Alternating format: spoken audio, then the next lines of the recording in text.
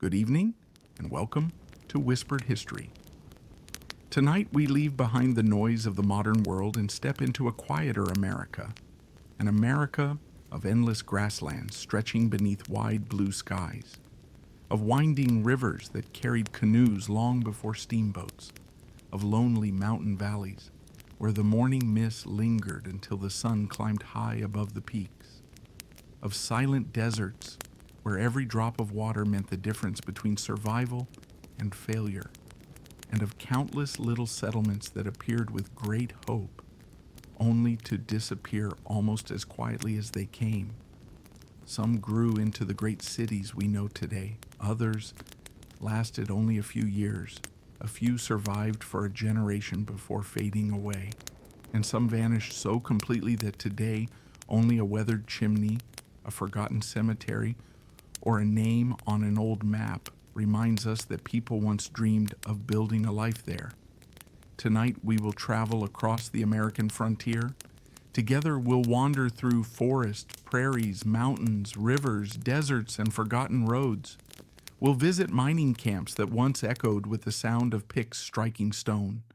We'll explore lonely farming communities where families waited patiently for rain that never came. We'll discover railroad towns that flourished almost overnight before quietly slipping into history when the tracks moved elsewhere. We'll visit abandoned forts, silent trading posts, forgotten churches, lonely cemeteries, and weathered cabins slowly returning to nature. Along the way, we'll separate history from legend, following the lives of ordinary people whose hopes, struggles, and determination helped shape the American West. So before we begin our journey, I'd like to ask one small favor. If you enjoy peaceful history stories like this one, please take a moment to like this video, leave a comment to let me know where you're listening from, or suggest a history story you'd like to hear next. And if you're new to Whispered History, don't forget to subscribe and turn on notifications so you won't miss future journeys through the forgotten past. Now, find a comfortable place to rest, dim the lights if you wish, allow the day to slowly drift behind you, and let us begin. Long before highways crossed the continent, long before railroads stitched the nation together, long before dusty frontier towns appeared beneath distant mountains, the land itself was already filled with stories. North America was not an empty wilderness waiting to be settled. For thousands of years, countless Native American nations lived across this vast landscape. Each community understood its surroundings, with remarkable knowledge gathered over many generations. They knew where rivers flooded each spring. They knew which valleys stayed warm during harsh winters. They knew the hidden springs that emerged from desert rock. They knew the safest mountain passes, and they understood something that every future settler would eventually learn. The land always had the final word. The American frontier was unimaginably large, from the dense forests of the east to the endless Great Plains, from the towering Rocky Mountains to the dry deserts of the Southwest. Every landscape demanded different skills for survival. No two journeys were ever exactly alike. Even today, looking at a map of the United States, it can be difficult to appreciate just how enormous these spaces truly are. Imagine standing on an open prairie. The grass stretches toward every horizon. The wind moves across the land without interruption. Clouds drift slowly overhead. Hours pass without seeing another person. The silence feels almost endless. For early travelers, this silence could be peaceful, but it could also feel overwhelming. Without roads or familiar landmarks, every direction looked much the same. Navigation depended upon rivers, distant hills, stars, and experience. Many pioneers who later crossed these landscapes kept journals describing the extraordinary feeling of smallness they experienced beneath the immense western sky. Some found comfort in the vastness. Others found it frightening. Before settlers built permanent towns, Rivers served as nature's highways. The Missouri River, the Ohio River, the Arkansas, the Platte, the Columbia, the Snake, the Rio Grande. Each carried people, trade, and ideas across enormous distances. A river offered fresh water, fish, fertile soil, transportation, and perhaps most importantly, a familiar path through unfamiliar country. Many future settlements would begin beside these waterways. At first, they might consist of only a single cabin, perhaps a trading post, a small dock, a handful of horses tied beneath cottonwood trees. But every town had to begin somewhere. Even the greatest cities started with a few hopeful people believing they had found the right place. Yet choosing the right location was never simple. A beautiful valley might seem perfect during summer.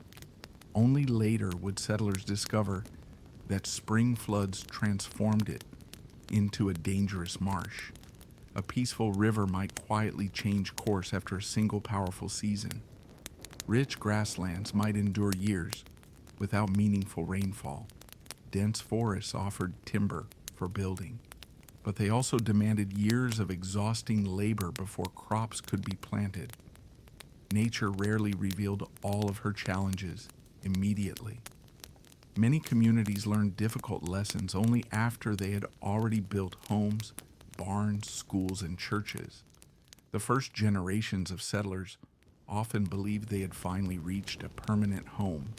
They planted orchards whose fruit would not appear for many years. They built sturdy stone foundations.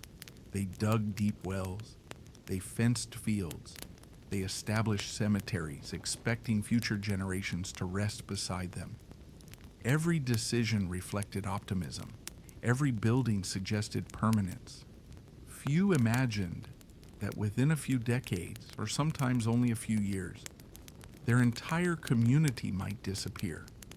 Of course, disappearance did not always happen suddenly. Hollywood often imagines ghost towns emptied overnight. The reality was usually much quieter. One family accepted an opportunity elsewhere. Another lost a crop. A blacksmith moved to a larger town. The general store closed. The school lost students. The church held fewer services. One empty house became 2, then 5, then 10. Slowly, almost unnoticed, the town grew quieter, until one morning only a handful of people remained. Eventually, someone traveling along an old trail might pass through and wonder who had once lived there. History is often remembered through famous names: presidents, generals, explorers, inventors, but the disappearing settlements of the frontier tell another story. A story about ordinary people, farmers who hoped for fertile soil, carpenters who built homes with careful hands, teachers who welcomed children into one-room schools, merchants who filled their shelves with flour, coffee, fabric, and simple tools, mothers who planted gardens beside wooden porches, children who chased one another through dusty streets. These people rarely appeared in history books, yet together they shaped the frontier as surely as anyone whose name became famous. As we continue our journey tonight, we'll meet many communities that once believed they had found their forever home.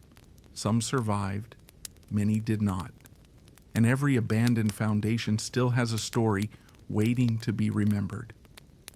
Our journey begins long before the famous wagon trains, long before the California gold rush, long before great railroad companies laid steel tracks across the continent. It begins with something far older, the landscape itself. Because before people chose where to build, the rivers, the forests, the mountains, and the ancient trails had already been quietly shaping the future for thousands of years. And that is where our story continues. Long before the first wagon trains rolled westward, long before lonely cabins appeared beside winding rivers, and long before the frontier was marked by fences, farms, or wooden churches, the land already held a network of pathways. These were not roads in the modern sense. There were no signposts, no bridges, No carefully measured distances. Instead, they were trails created over countless generations by Native American nations who knew the landscape with remarkable precision. Some followed rivers that offered dependable water. Others crossed mountain passes that remained open even after early snowfall. Still others wound through forests, crossed wide prairies, or connected villages separated by hundreds of miles. Many of these routes had been traveled for centuries, perhaps even longer. To newcomers from Europe, much of North America appeared wild and unexplored, but that impression was often misleading. The land was deeply familiar to the people who called it home. Every bend in a river, every reliable spring, every sheltered valley, every stretch of prairie where buffalo gathered. These places were part of a living memory passed from one generation to the next. Knowledge of the land was one of the greatest treasures a community could possess. It could mean the difference between a successful journey and one filled with hardship. When European explorers first entered the interior of the continent, they often depended upon native guides. These guides understood where rivers became dangerous. They knew which crossings remained shallow during the different seasons. They recognized weather patterns that visitors could easily overlook. Without such guidance, many expeditions would have struggled to travel very far. As time passed, traders also began following these ancient routes, carrying bundles of furs, cloth, tools, blankets, and supplies. They traveled between distant settlements and indigenous communities. Trading posts slowly appeared where several important trails met. At first, these were little more than rough wooden buildings, a storehouse, a stable, perhaps a small cabin nearby. Yet they became places where cultures met. Languages mixed, news traveled, goods exchanged hands, and stories from distant places were shared around evening fires. These early trading posts rarely felt like permanent towns. Many remained isolated for years. A traveler arriving after sunset might find only a handful of buildings standing quietly beside a river, smoke rising from stone chimneys, lantern light glowing through small windows, the sound of horses shifting in their stalls. Beyond the clearing, the vast wilderness continued in every direction.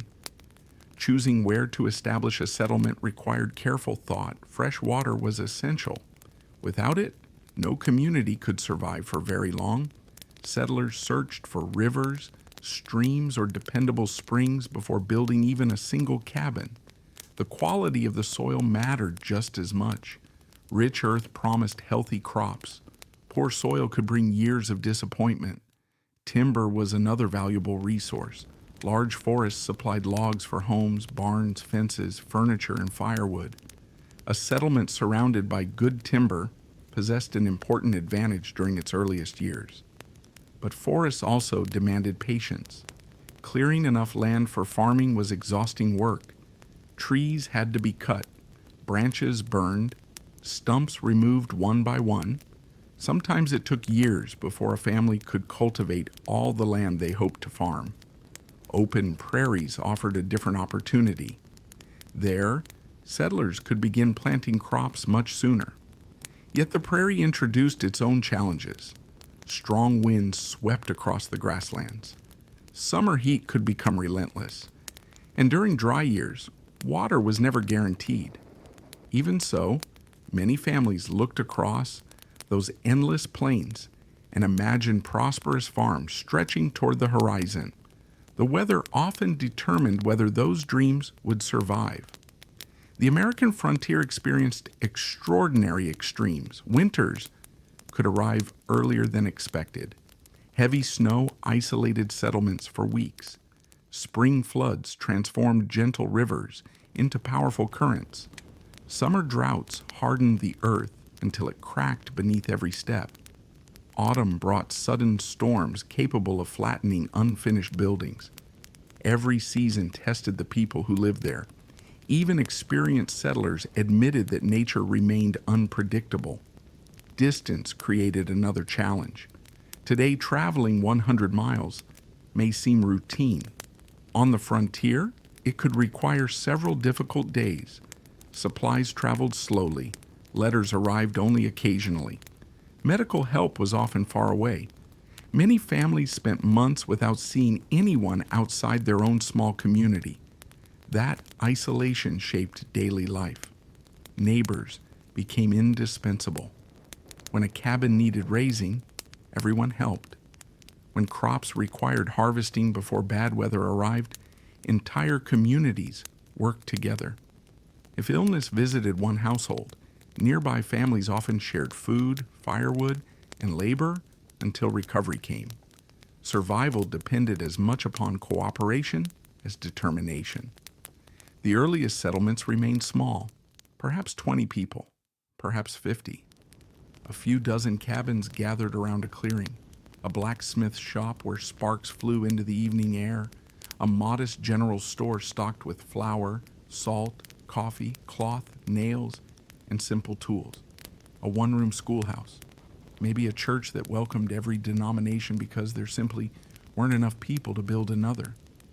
Life followed a steady rhythm: morning chores, work in the fields, repairs around the homestead, preparing meals, caring for livestock. As daylight faded, lamps were lit. Families gathered close together, stories were shared. Children listened while older generations recalled journeys across rivers, forests, and mountains. Outside, darkness settled gently across the frontier. Coyotes called from distant hills. Owls hunted silently through the trees. The wind moved softly across the grass. In those quiet evenings, few could know what the future held. Some settlements would slowly grow larger. New families would arrive. Businesses would multiply. Roads would improve. One day, perhaps even a railroad would reach them. Others would never experience such fortune. A single, harsh winter. Several years without rain. A changing river, or a better opportunity somewhere farther west. Sometimes that was all it took to begin the long, quiet process of decline. The frontier was always changing. Communities appeared, communities faded, and the landscape patiently continued just as it had long before the first cabin was ever built.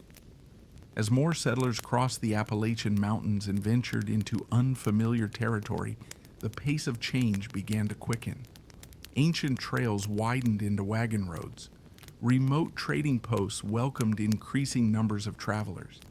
And across the immense American frontier, the first true settlements of a rapidly expanding nation quietly began to take root.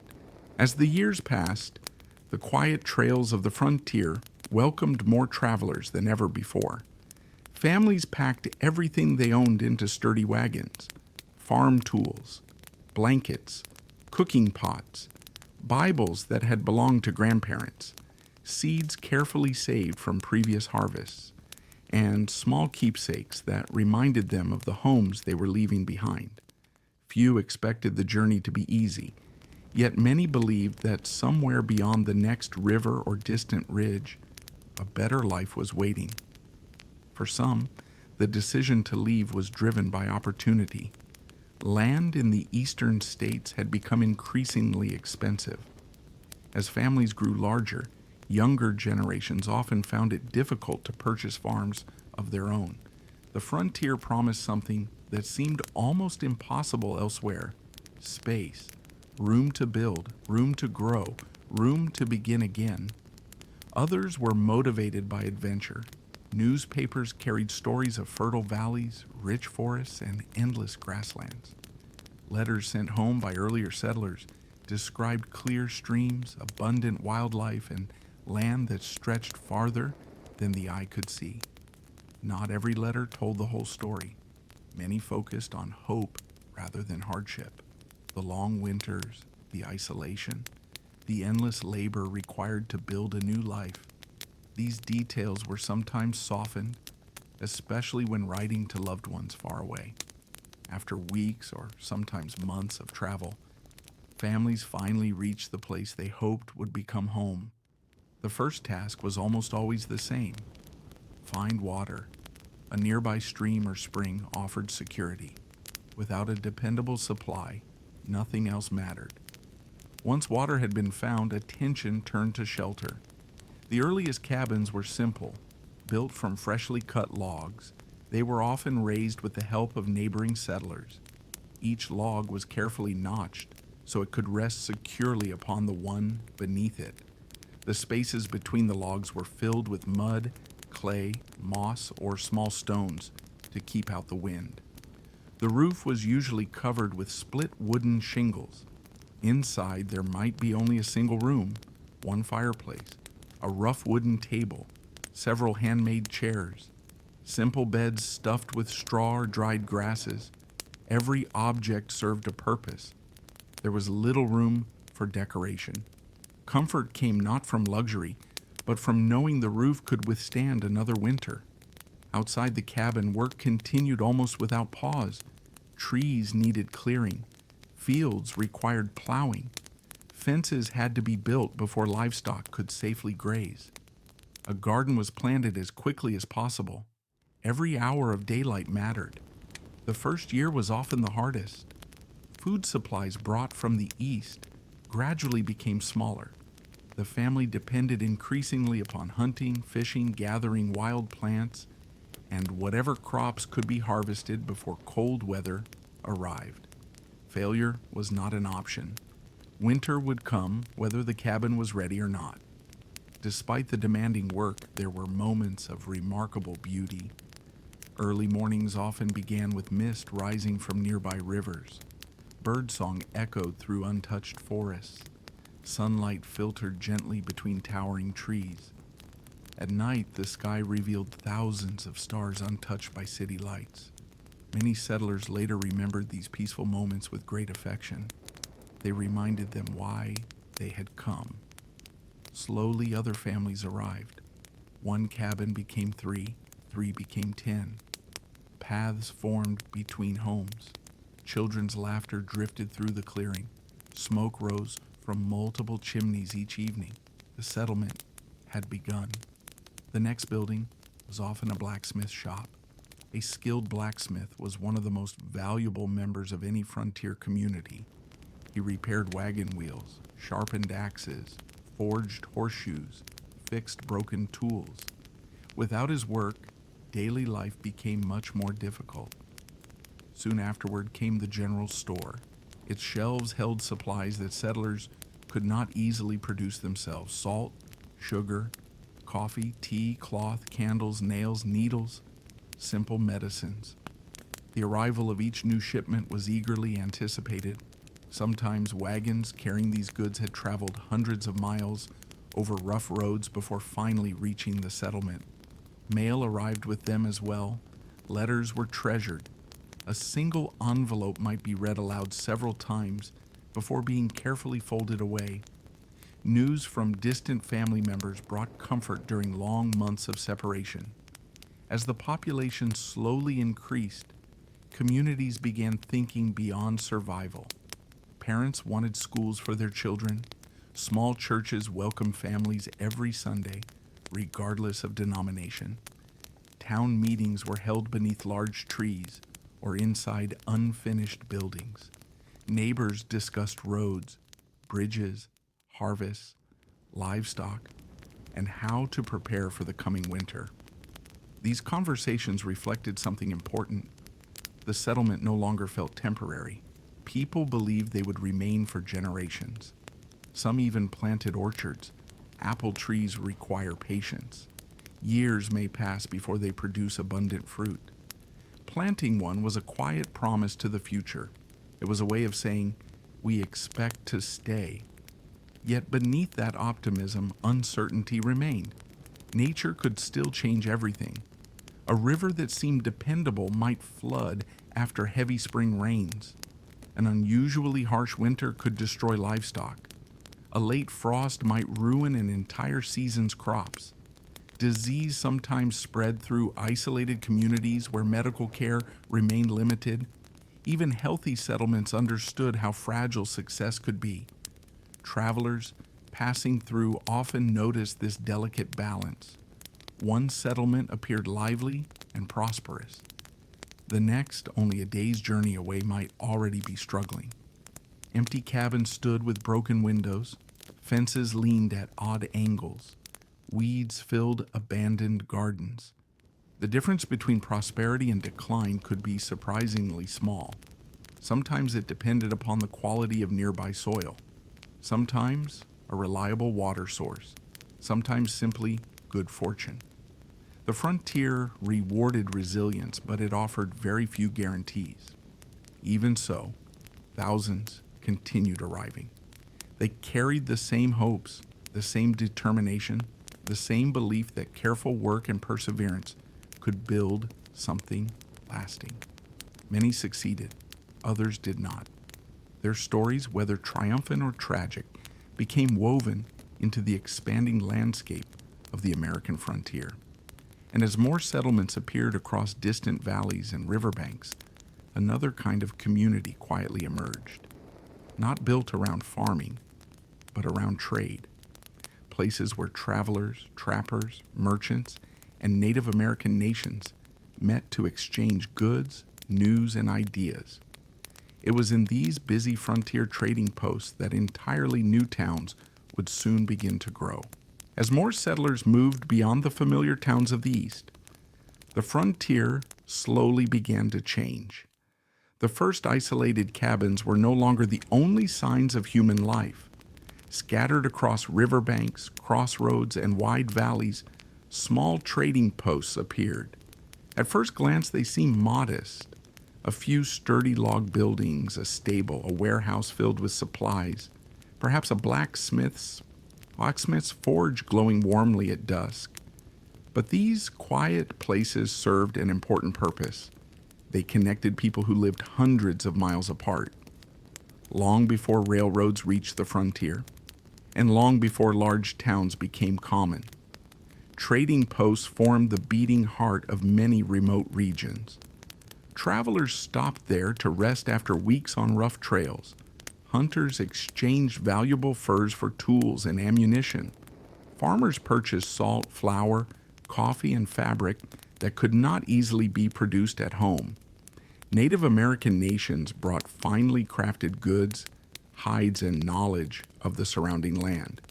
Merchants carried news from distant settlements. In a world where information traveled only as fast as a horse or a canoe, a trading post became something more than a place of business. It became a meeting place. One of the most important features of these early settlements was their location. Very few appeared by chance. Most were carefully established beside rivers. The rivers of North America served as natural highways. Flatboats drifted downstream carrying barrels of flour, bundles of animal pelts, and crates filled with tools. Keelboats, powered by strong crews using long poles, slowly worked their way against the current. Later, steamboats would transform river travel even further. But for now, the river remained both road and lifeline. Imagine arriving at one of these trading posts after several exhausting days of travel. The sun is beginning to sink below the trees. Smoke rises gently from several chimneys. You hear the distant ring of a blacksmith's hammer striking hot iron. A dog barks somewhere beyond the stable. Horses quietly drink from the river's edge. Inside the trading store, shelves are lined with carefully arranged supplies. Barrels of flour stand beside sacks of cornmeal. Tin lanterns hang from wooden beams. Coils of rope rest neatly in one corner. Glass jars hold buttons, nails, needles, and precious spices brought from far away. The smell is unforgettable. Fresh-cut timber, leather, wood smoke, coffee, and the faint scent of beeswax candles. Every visitor carries a different story. Some are heading west in search of farmland. Others have spent months trapping beaver in distant mountain streams. A few are returning east after successful trading expeditions. Around the evening fire, conversations drift from one subject to another. Someone speaks of unusually heavy snowfall in the mountains. Another describes fertile land discovered beyond the next river. A traveler reports that a new settlement has appeared nearly 50 miles away. News spreads quietly. No newspapers are delivered here each morning. Instead, information passes from person to person, one conversation at a time.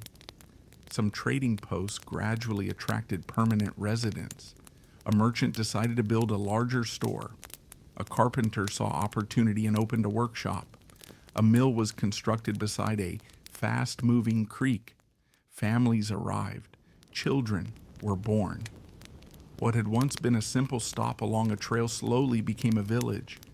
And sometimes, that village continued growing into a prosperous town. Yet success was never guaranteed. Many trading posts depended upon a single source of business, perhaps the fur trade, perhaps travelers following one well-used trail, perhaps nearby military activity. If that business disappeared, the settlement often struggled to survive. The history of the American frontier is filled with places that flourished for only a brief season. A trading route shifted, animal populations declined. A better crossing was discovered farther downstream. Almost overnight, fewer travelers arrived. The once busy store welcomed only an occasional customer. The blacksmith waited for work that seldom came.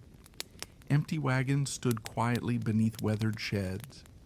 Gradually, families packed their belongings and searched for new opportunities elsewhere. Nature also influenced every decision. A river that encouraged settlement could later become a source of danger. Heavy spring floods sometimes swept away docks, warehouses, and bridges. Entire fields disappeared beneath muddy water. Buildings carefully raised over many months could vanish in a single night. Some communities rebuilt, others simply accepted defeat and moved to higher ground. There were quieter challenges as well. Mosquitoes thrived in marshy areas during warm summers. Illness spread more easily where standing water lingered. Poor harvests left store shelves nearly empty. Supply wagons delayed by storms created shortages that affected every family. Life on the frontier demanded constant adaptation. Even simple tasks required careful planning. A broken wagon axle could delay an important journey for days. A missing shipment of nails might postpone the construction of several homes. When winter approached, every community hurried to prepare. Firewood was stacked, food preserved, roofs repaired, livestock sheltered. The changing seasons governed nearly every aspect of daily life. Still, people remained remarkably hopeful. Visitors often commented upon the optimism found in these frontier settlements. A merchant believed more customers would arrive next year. A farmer trusted the following harvest would be better than the last. Parents imagined schools growing larger as more families settled nearby. There was always the belief that tomorrow might bring new opportunities. Sometimes that optimism proved well-founded. A larger road reached the settlement. Trade increased. More businesses appeared. Church bells echoed across the valley. The population doubled. Other times, the expected growth never came. The wilderness remained quiet. Travelers chose another route. Nearby towns expanded more quickly. Slowly, almost imperceptibly, the little settlement was left behind. Years later, someone passing along the old trail might discover only scattered stones where the trading store once stood. The forge had grown cold. The dock had rotted away. Wildflowers bloomed where wagons had once gathered. Only the river continued its steady journey, flowing past as though nothing had changed. It is one of history's quietest lessons. Human settlements often seem permanent while they are alive. Children grow, businesses prosper, neighbors gather, church bells ring every Sunday. But the landscape is patient. It watches generations come and go, and given enough time, Even the busiest places may slowly return to silence. As the young nation continued expanding westward during the early 19th century, another powerful force began reshaping the frontier. It did not arrive by river. It came with the discovery of something hidden beneath the earth, tiny pieces of gold, and later, rich veins of silver, would inspire thousands of hopeful people to leave everything behind, racing toward distant mountains where entirely new towns would rise almost overnight. The year was 1848. In the quiet foothills of Northern California, a discovery was made that would forever change the American frontier.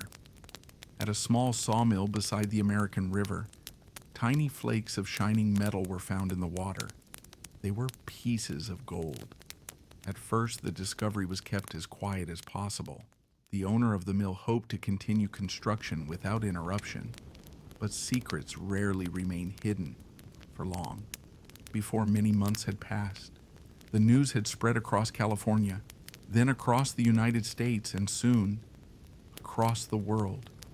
People from every walk of life began making extraordinary journeys toward the distant west.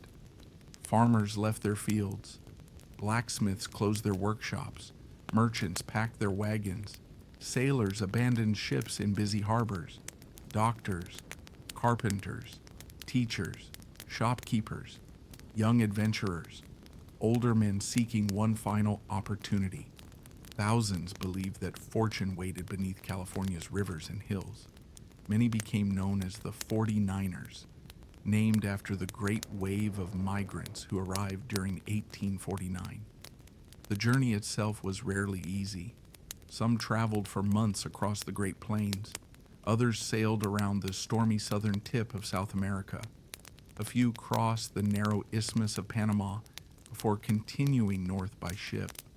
No matter the route, almost everyone arrived tired, weathered, and hopeful.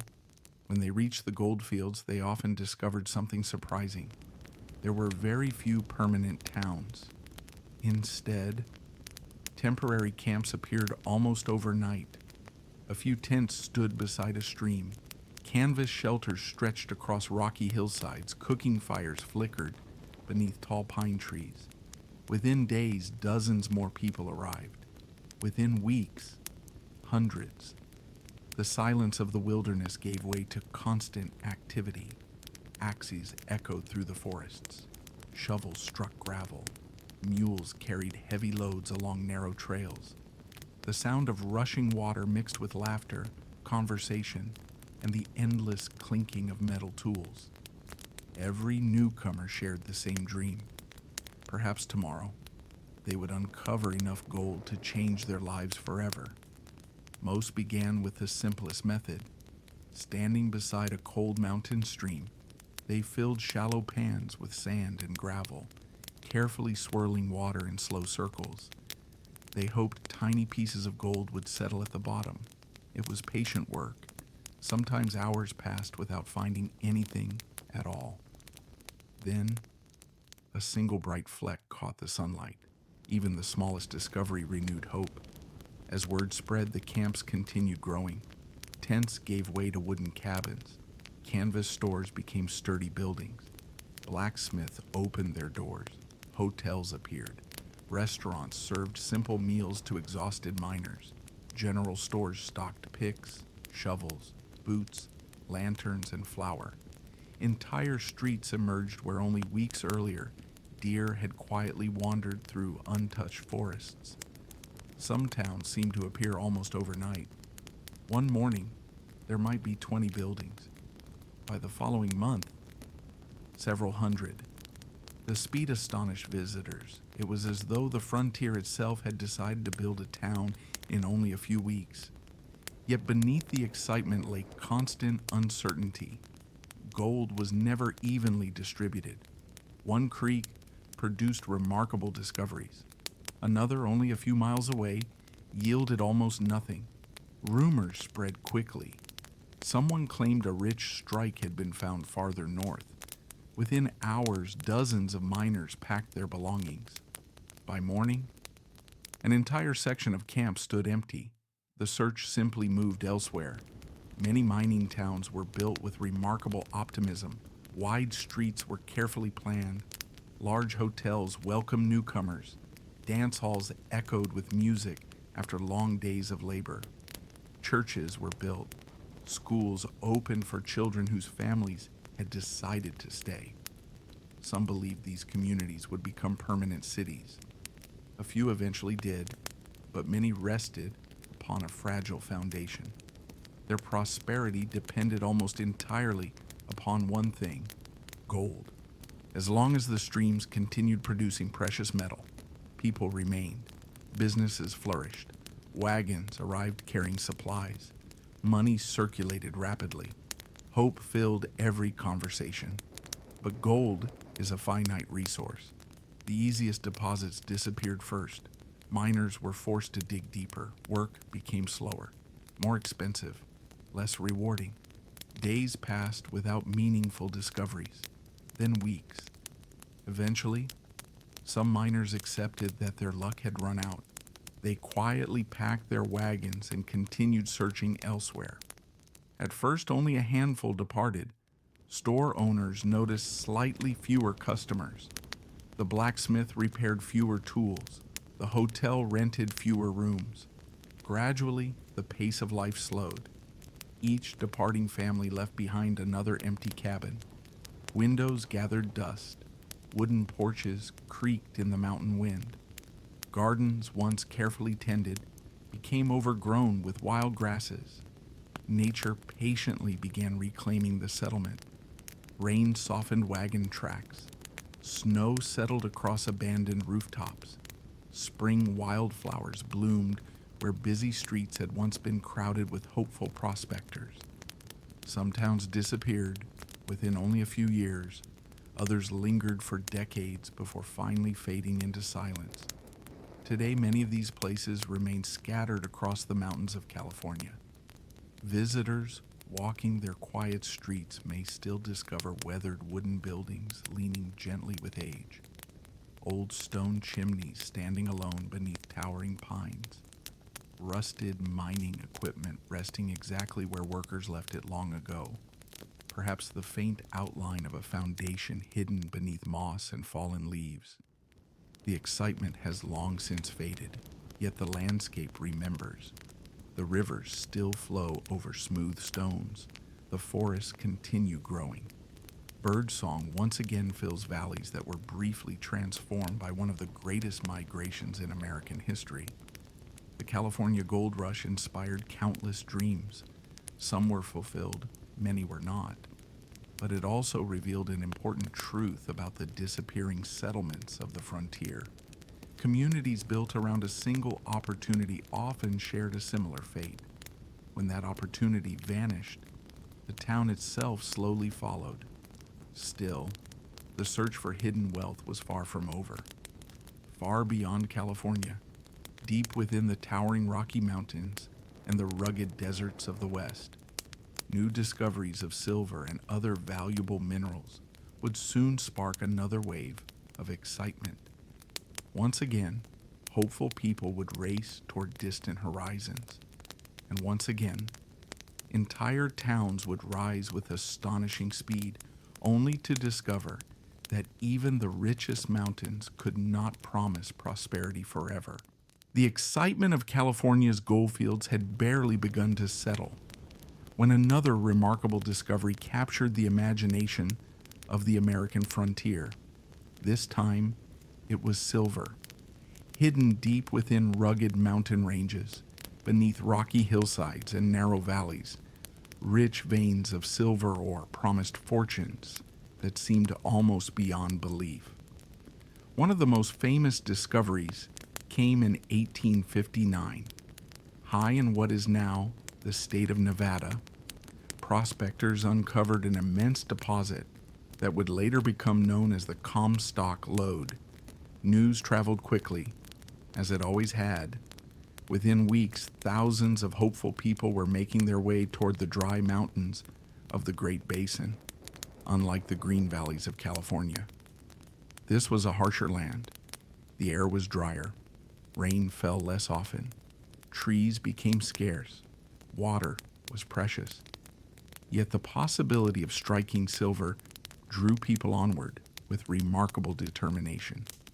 The mining camps that appeared here looked different from those beside California's rivers. Instead of growing along streams, many clung to steep hillsides where the richest ore lay hidden beneath the ground. Buildings stood shoulder to shoulder on uneven slopes. Narrow streets climbed sharply between wooden storefronts. Mules carefully carried supplies up winding mountain roads that tested both animals and drivers alike. Every nail, every board, every barrel of food had to be transported across great distances. Simply building a town in such places required extraordinary effort. Despite these challenges, the settlements grew with astonishing speed. Virginia City became one of the best-known examples. What had once been a lonely mountain landscape soon echoed with constant activity. Mine shafts descended deep beneath the earth. Steam-powered machinery filled the air with rhythmic sounds. Blacksmiths worked from dawn until evening, repairing worn tools. Hotels welcomed an endless stream of newcomers. Newspapers were printed. Schools opened. Church bells rang across the valley. For a time, it seemed as though prosperity had found a permanent home, but silver mining differed from the simple panning techniques used during the early gold rush. Reaching the richest deposits required deep underground tunnels. Miners spent long hours beneath the surface. They worked by the light of lanterns. The air was often warm, damp, and heavy. Wooden beams supported the tunnels overhead, carefully holding back thousands of tons of rock. Every descent required courage. The work demanded patience as well as strength. Ore had to be broken from the surrounding stone, loaded into carts, lifted to the surface, then crushed and processed before the silver could finally be separated. It was a slow and demanding process. Above ground, life continued with surprising energy. The streets bustled with merchants selling clothing, tools, and fresh supplies. Stagecoaches arrived carrying passengers from distant cities. Restaurants served hearty meals to hungry miners after exhausting days underground. Music drifted from gathering places during the evening hours. Children walked to school each morning, their laughter echoing between rows of wooden buildings. To many families, these mining towns no longer felt temporary. They planted gardens where water allowed, built larger homes, opened libraries, established local governments. Some residents believed their communities would endure for generations, yet beneath every building, the same uncertainty remained. The mines determined everything. As long as silver continued flowing from the mountains, the town remained alive. But mining is unlike farming. A field may produce crops year after year if carefully tended. A mine slowly gives away its riches only once. Eventually, the richest veins became harder to reach. Some tunnels stretched farther into the mountains. Others descended deeper beneath the earth. Costs increased, profits became less certain. Companies invested larger sums, hoping each new shaft would uncover another rich deposit. Sometimes they succeeded. Sometimes they found only ordinary rock. One disappointing season often led to another. The rhythm of the town gradually changed. Fewer wagons arrived carrying new workers. Hotels welcomed fewer guests. Some businesses quietly closed their doors. Families began discussing opportunities elsewhere. Perhaps another mining district had recently been discovered. Perhaps farming offered greater stability. Perhaps the growing railroad towns promised a more secure future. One by one, people left. Unlike dramatic stories where entire towns vanish overnight, the reality was usually much gentler. A bakery closed because there were too few customers. The school welcomed fewer children each autumn. The newspaper printed shorter editions. The sound of hammers became less frequent. Silence slowly settled over streets that had once been filled with conversation. Nature noticed no difference. The mountain winds continued blowing across the ridges. Snow arrived each winter. Spring melted quietly into summer. Wildflowers appeared among abandoned foundations. Wooden buildings weathered beneath years of sun, rain, and frost. Windows broke. Roofs sagged. Porches slowly leaned toward the earth. Today, visitors to many former silver towns encounter an unusual kind of stillness. Old saloons remain standing with faded signs barely visible above weathered doors. Rusted mining carts rest beside forgotten tracks. Stone retaining walls cling to steep hillsides. Empty mine entrances disappear into darkness, carefully sealed in many places for safety. Standing there, it is easy to imagine the voices that once filled these streets. The merchants greeting customers, children racing toward school, the distant whistle announcing another shift below ground. All of it now replaced by birdsong and the gentle whisper of mountain winds. Not every silver town disappeared completely. A few successfully transformed themselves. When mining declined, some welcomed ranchers, travelers, or new industries. Others found new life many years later through tourism, preserving their remarkable history for future generations. But countless smaller settlements never found a second purpose. Their existence depended upon the mountain beneath them. When the silver faded, so did the community. The story repeated itself across much of the American West. Gold, silver, copper, lead, coal. Again and again, valuable resources inspired people to build ambitious settlements in places where few had previously lived. Some prospered for decades. Others survived only a handful of years. Each left behind quiet reminders of extraordinary optimism. Yet while mining towns rose and fell among the mountains, another transformation was quietly unfolding across the vast open plains. A new force made not of precious metals but of steel would soon reshape the frontier more completely than almost anything that had come before. The arrival of the railroads would create thriving new communities, and just as quickly leave many older towns behind. As the 19th century moved forward, the American frontier entered a new age of movement. For generations, rivers had served as the nation's great highways. Wagons had slowly crossed dusty trails. Stagecoaches carried passengers over rough roads that became nearly impassable after heavy rain. Travel demanded patience. Distances seemed enormous, but another invention was quietly transforming the country. The railroad. Steel rails began stretching farther west with each passing year. Powerful locomotives crossed landscapes that had once required weeks of difficult travel. What had once taken a month could sometimes be accomplished in only a few days for settlers, merchants, and farmers. The railroad changed almost everything. It brought supplies more quickly. It carried crops to distant markets. Letters arrived more often. Newspapers carried fresher news.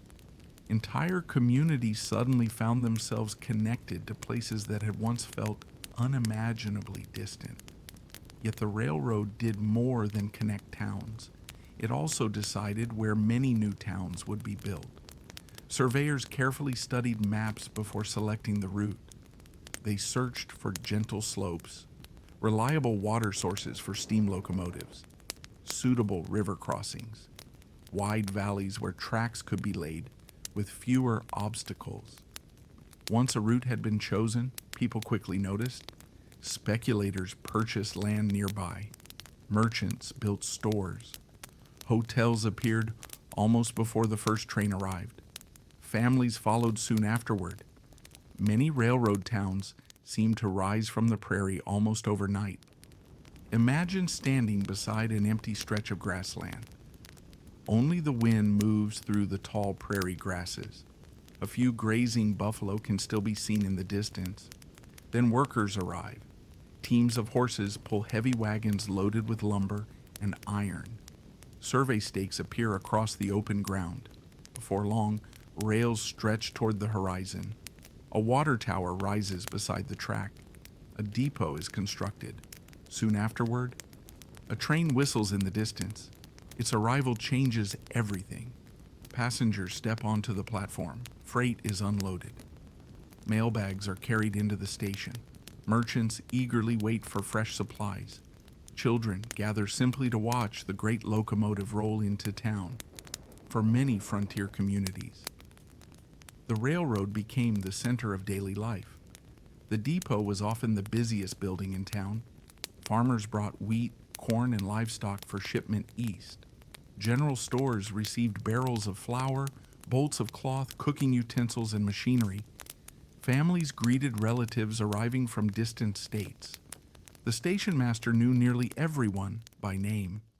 Each train carried not only goods, but news, stories, opportunity. Some towns prospered almost immediately. Wide streets were laid out with confidence. Brick buildings gradually replaced wooden ones. Banks opened their doors. Schools welcomed growing numbers of children. Churches added taller steeples visible from miles away. People believed the railroad guaranteed their future, and for a time, many were correct. But railroad companies were practical businesses. Their decisions depended upon geography, engineering, and economics. Sometimes a route that once seemed ideal became less efficient. A new line was planned several miles away. A shorter crossing through nearby hills reduced travel time. A larger town offered better opportunities for freight. The railroad moved, or a new branch bypassed an older settlement entirely. At first, the change appeared small. Only one daily train stopped instead of 3. Then freight service became less frequent. Passengers found it easier to travel through another town. Merchants noticed fewer deliveries.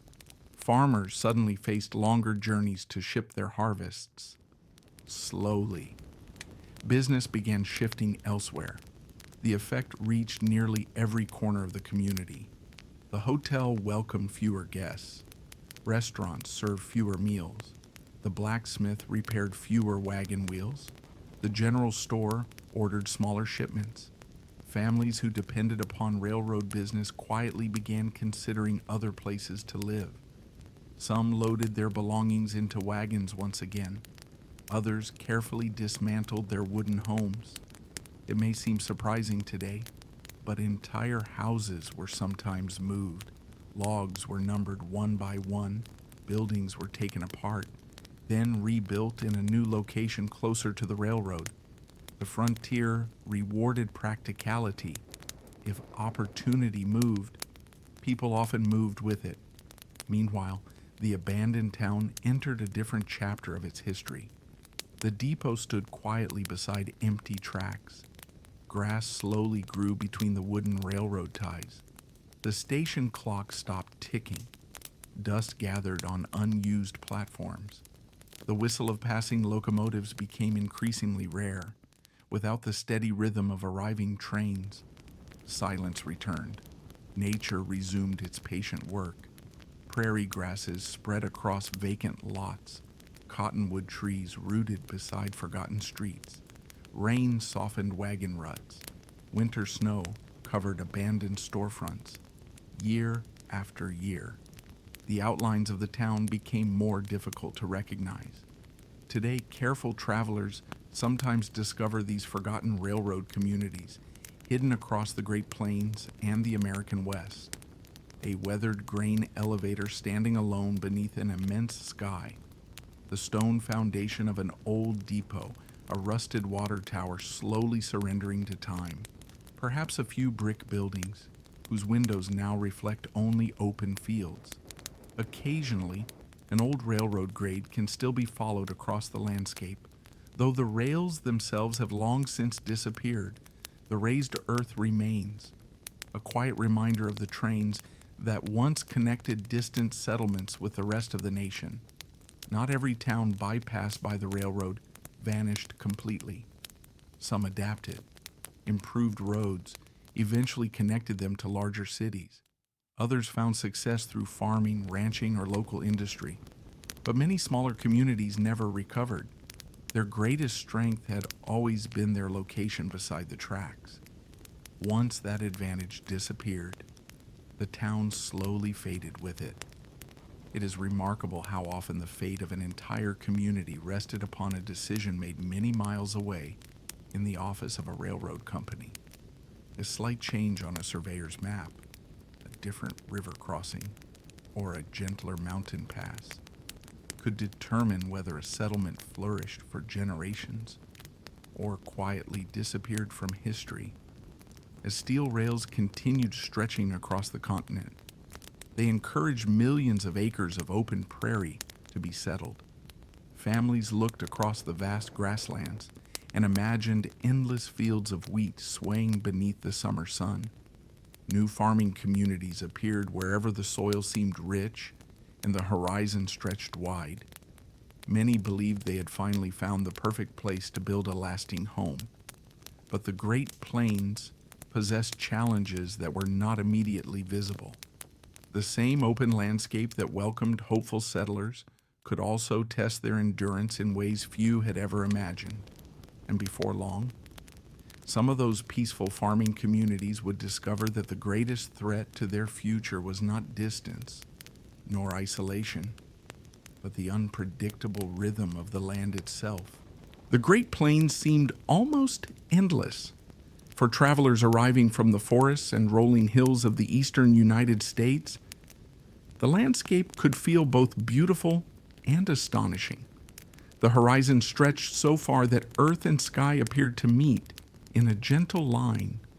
Tall grasses swayed like waves upon a quiet sea. The wind moved freely across hundreds of miles without encountering mountains or dense forests to slow its journey. During spring, wildflowers painted the prairie with delicate shades of yellow, purple, and white. In summer, the fields shimmered beneath warm sunlight. Autumn brought golden grasses that seemed to glow in the evening light. And during winter, snow covered the open land so completely that familiar landmarks disappeared beneath a peaceful blanket of white. To many settlers, it looked like the perfect place to build a new life. The soil appeared rich. There was room for large farms. Land was available at little cost through various government programs, including the Homestead Act of 1862, which encouraged families to settle and cultivate the frontier. Thousands accepted the opportunity. They arrived with wagons filled with tools, seeds, furniture, and hope. Many had never seen the Great Plains before, yet they believed careful work could transform the vast prairie into prosperous farmland. The first years often seemed encouraging. Families built simple sod houses where timber was scarce. Unlike the log cabins of forested regions, these homes were made from thick blocks of prairie grass and earth. Cut carefully from the ground, the heavy pieces of sod were stacked into sturdy walls that provided surprising warmth during winter and welcome coolness during summer. Although humble in appearance, they sheltered countless frontier families. Around each home, new fields slowly appeared. Breaking the prairie was exhausting work. The dense network of grass roots reached deep into the soil. Powerful plows, often pulled by teams of horses or oxen, slowly turned the earth for the first time in centuries. It demanded patience. Every acre required determination. Yet with each passing season, more land was prepared for planting. Wheat became one of the most important crops. Corn followed. Small gardens supplied vegetables for the family. Fruit trees were planted wherever conditions allowed. The rhythm of farm life settled into familiar patterns. Before sunrise, chores began. Animals were fed. Water was drawn from wells. Fields were inspected. Children helped with whatever tasks matched their age and ability. The work rarely ended before evening, yet there was satisfaction in watching the settlement gradually grow. A schoolhouse appeared beside the dusty road. A church welcomed families every Sunday. The local general store stocked more supplies with each passing year. Neighbors gathered to celebrate weddings, harvest festivals, and community picnics. The prairie no longer felt empty, it felt like home. But the Great Plains possessed a quiet unpredictability. Rain did not always arrive when expected. One year brought generous harvests. The next delivered only scattered showers. Farmers watched the sky with careful attention. Dark clouds on the horizon inspired hope. A passing storm could determine the success of an entire growing season. Sometimes those clouds drifted away without releasing a single drop. Weeks passed, then months. The earth gradually hardened beneath the sun. Small cracks appeared in the fields. Creeks became narrower. Ponds slowly shrank. Grass lost its vibrant green color. Every day without rain increased uncertainty. The crops struggled. Young plants withered before reaching maturity. Dust rose behind every passing wagon. The wind carried loose soil across the open prairie in gentle brown clouds. Families did everything they could. Wells were dug deeper. Livestock numbers were reduced to conserve precious water. Food was carefully rationed. Neighbors shared supplies whenever possible. Everyone hoped that the next season would bring better weather. Sometimes it did, but not always. A single difficult year could usually be endured. 2 years tested every household. 3 or 4 years of poor harvest forced many families to make painful decisions. Savings disappeared, equipment wore out, animals became thinner. The dream of building a lasting farm grew increasingly difficult to sustain. Leaving was never an easy choice. Many families had invested years of labor into their homesteads. They had planted orchards that were only beginning to bear fruit. They had built barns, fences, wells, and schools. Children had grown up on that land. Loved ones rested in small prairie cemeteries overlooking the fields. Walking away meant leaving behind more than a house. It meant leaving behind a chapter of life. Even so, some families quietly loaded their wagons once again. Furniture was packed, farm tools carefully secured, livestock gathered for one final journey. They locked the cabin door, or sometimes left it standing open. Then they followed the road toward another opportunity, often farther west, sometimes back east. The settlement grew quieter. At first, only one farm stood empty, then another. The school welcomed fewer students each autumn. The church held smaller gatherings. The general store shortened its hours before eventually closing altogether. Without enough customers, the blacksmith also moved away. The heart of the community slowly stopped beating. Nature wasted little time reclaiming the prairie. Tall grasses returned to abandoned fields. Fence posts leaned with age. Wooden barns weathered beneath summer heat and winter snow. Prairie birds nested inside empty buildings. Coyotes wandered through silent farmyards where children had once played. Today, traces of these forgotten farming communities can still be found across the Great Plains. A lone windmill turning gently above an abandoned well, a stone chimney standing in the middle of an open field, rows of cottonwood trees marking the location of a long-vanished farmhouse. Perhaps a quiet cemetery surrounded by prairie grass, where weathered headstones continue keeping watch over the landscape. These places remind us that success on the frontier depended upon far more than hard work alone. The settlers possessed courage. They worked from sunrise until sunset. They built strong communities. They helped one another through difficult times, yet they could not command the weather. The rain arrived only when nature decided, and the prairie, beautiful as it was, always followed its own rhythms. While some farming settlements struggled against drought and changing seasons, others faced an entirely different challenge. Far beyond the grasslands, in the rugged deserts of Arizona and Nevada, communities would discover that survival depended not upon fertile soil, but upon finding something even more precious: water. Beyond the wide grasslands of the Great Plains, the American frontier gradually gave way to a very different landscape. The forests became thinner, the rivers less frequent, the air noticeably drier. Towering mountains rose from broad valleys where sunlight lingered from dawn until dusk. The deserts of Arizona and Nevada possessed a quiet beauty unlike anywhere else in the country. To someone arriving for the first time, the land could appear almost empty. Long stretches of open ground shimmered beneath the afternoon sun. Jagged cliffs glowed in shades of red, gold, and pale gray. Towering saguaro cacti stood like silent guardians across the desert floor. At sunrise and sunset, the entire landscape seemed to change color, bathed in warm oranges and soft purples. It was breathtaking, but it was also demanding.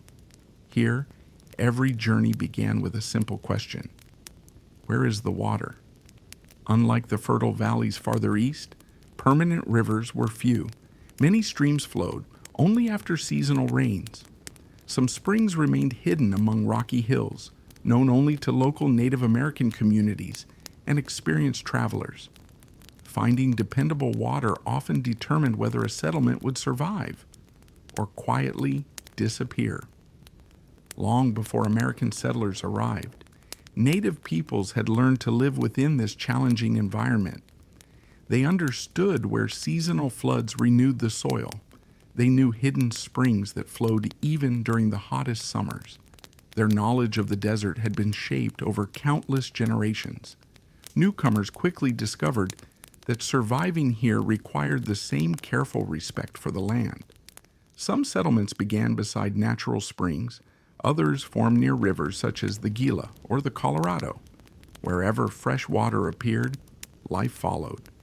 Cottonwood trees provided welcome shade. Small gardens flourished. Livestock gathered to drink. Travelers rested before continuing their long journeys.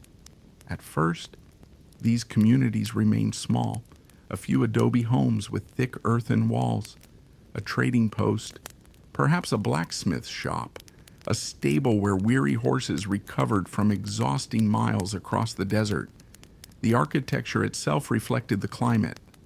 Unlike wooden cabins built in cooler regions, adobe buildings remained comfortably cool during scorching afternoons. Their walls, made from sun-dried bricks of clay and straw, stored the night's cooler temperatures and slowly released them throughout the day. Flat roofs gathered little rain. Small windows helped keep interiors shaded. Every design served a practical purpose. Summer in the desert demanded constant adaptation. Work often began before sunrise. The cool morning hours offered the best opportunity for farming, construction, and travel. By midday, the heat became intense. Many people rested indoors until the sun began sinking toward the western horizon. Evenings brought welcome relief.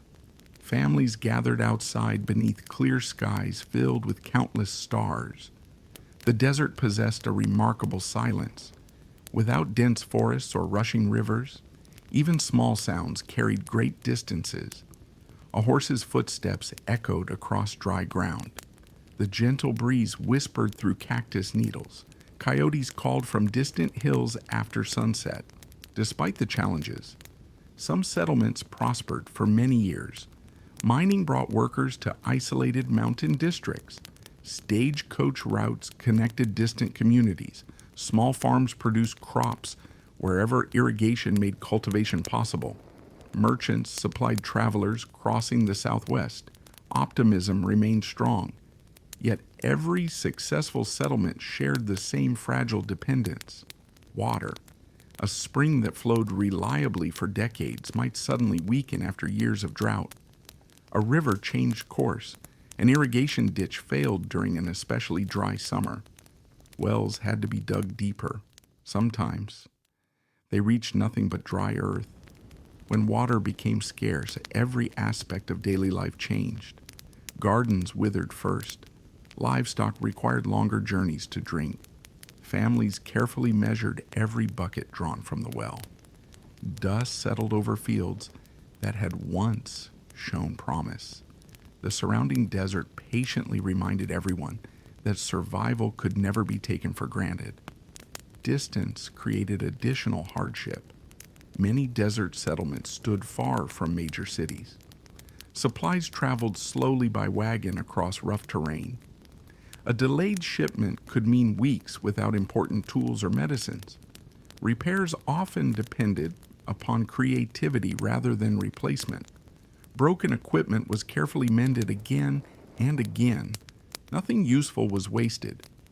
As the years passed, some communities faced another challenge. Transportation improved elsewhere. New railroad lines bypassed isolated settlements. Trade shifted toward larger towns with easier access. Young families saw greater opportunities in growing cities. Gradually, the population declined. One store closed, then another. The school welcomed fewer children. The stagecoach stopped arriving as often. Eventually, even the blacksmith packed his tools and departed. Unlike abandoned farming communities where grasses quickly returned, the desert preserved many reminders of those who had lived there. Dry air slowed decay. Adobe walls sometimes remained standing for generations. Stone foundations endured beneath brilliant blue skies.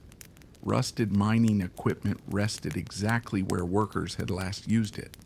Old wells, carefully lined with stone, still marked the center of vanished settlements. Today, visitors exploring parts of Arizona and Nevada occasionally discover these quiet places tucked among rocky hills or hidden beside forgotten trails. A weathered church with no congregation. An empty general store where sunlight filters through broken windows. A lone cemetery enclosed by a simple wooden fence. Names carved into fading headstones speak softly of families who once believed they had found a permanent home. Standing there, the silence feels different, not lonely, simply timeless. The desert has a remarkable way of preserving memories. It asks for patience, it rewards careful observation, and it reminds us that every abandoned settlement was once filled with ordinary people living ordinary lives. Children chased one another through dusty streets. Neighbors shared meals beneath shaded porches. Merchants welcomed travelers with friendly conversation. Each sunrise began with hope. Each evening ended beneath a sky overflowing with stars. Although many of these communities eventually faded into history, their stories remain woven into the landscape itself. The wind still passes through abandoned doorways. The mountains continue watching over empty valleys, and somewhere beneath the quiet desert soil, the dreams of countless frontier families still rest. Yet the deserts were only one chapter in the story of disappearing settlements. Far to the north, where towering pine forests stretched across rugged hills and cold lakes reflected the morning sky, entire towns would rise for a very different reason. Not because of gold, not because of silver, but because of the seemingly endless forests that covered the northern frontier. Beyond the deserts of the Southwest, far beyond the rolling grasslands of the Great Plains, the American frontier entered yet another remarkable landscape. Here, towering forests stretched for hundreds of miles. Massive pine, spruce, cedar, and fir trees reached high into the sky. Morning mist drifted quietly between their trunks. Crystal clear lakes reflected the surrounding mountains. Cold rivers rushed over smooth stones on their long journey toward the sea. The northern forests seemed almost endless. To early settlers, they represented both opportunity and challenge. The forest contained one of the frontier's most valuable resources, timber. As America's growing towns and cities expanded during the 19th century, the demand for lumber increased dramatically. Homes needed wooden frames. Railroads required countless railroad ties. Bridges, barns, schools, churches, docks, ships, and mines all depended upon strong timber. The forests of Michigan, Wisconsin, Minnesota, Idaho, Montana, Oregon, and Washington became centers of an enormous logging industry. Wherever large stands of valuable trees were found, logging camps soon followed. Unlike farming communities that expected to remain for generations, many logging camps were built with a different purpose. They existed only as long as the nearby forest could supply timber. Their temporary nature shaped everything about them. A typical logging camp was simple but busy. Rows of sturdy bunkhouses stood beneath towering trees. Nearby, a cookhouse filled the cool morning air with the comforting smell of fresh bread, coffee, bacon, and hearty stew. There was a blacksmith shop for repairing broken tools, a stable for the horses that hauled enormous logs, perhaps a small office where records were carefully kept. Everything centered around the daily work of the forest. Long before sunrise, the camp slowly awakened. Lanterns glowed inside the bunkhouses. Workers dressed in heavy wool clothing to protect themselves from the cold. Breakfast was served early. The meals were generous. Logging demanded extraordinary strength, and every worker required plenty of food before beginning the day. As daylight filtered through the trees, teams spread into the forest. The sound of axes echoed across the valleys. Later, long cross-cut saws replaced many of the axes. Two men worked together, moving the saw steadily back and forth through the massive trunks. The process required patience. Some trees had stood for hundreds of years before finally falling. When a giant pine slowly leaned, the entire forest seemed to hold its breath. Then came the deep, unforgettable sound as the tree settled onto the earth. Branches were removed. The trunk was cut into manageable lengths. Powerful horses pulled the heavy logs toward nearby rivers or temporary rail lines. Winter often became the busiest season. Frozen ground allowed teams to move enormous loads more easily. Snow-covered trails reduced friction beneath heavy sleds. The cold, though uncomfortable, became an advantage. Logging camps remained lively throughout the long northern winters. Evenings offered a welcome chance to rest. Workers gathered around warm stoves inside the bunkhouse. Stories filled the room. Some spoke of distant families waiting back home. Others shared humorous tales from previous logging seasons. A fiddle might appear after supper. Simple songs echoed softly through the wooden buildings while snow quietly accumulated outside. Although the camps were temporary, strong friendships often formed. Life in the remote forests encouraged cooperation. Everyone depended upon one another. Injuries were common. Heavy timber demanded constant attention. Neighbors willingly helped whenever someone needed assistance. For a time, many camps seemed surprisingly permanent. Small stores appeared nearby.